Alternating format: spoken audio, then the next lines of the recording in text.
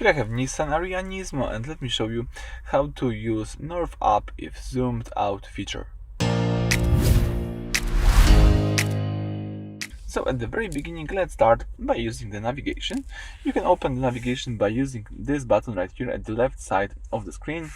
Now you've got access to your navigation, and here in the navigation app, you've got access to the settings. As you can see, the settings icon is right here at the top of the screen. Let's just tap it. If you have the navigation settings, you can choose the first option, which is map settings. If you open the map settings, you can scroll down here to see the following feature: Nerve Up if zoomed out. As you can see, I've got this feature enabled. You can enable or disable this feature just by using this toggle right here. And what's really important, when you have enabled this feature, when you zoom out very far to see a whole city or region, the map will automatically switch to Nerve Up static, so you can get your bearings. When you zoom back in, it returns to your preferred orientation, like heading up.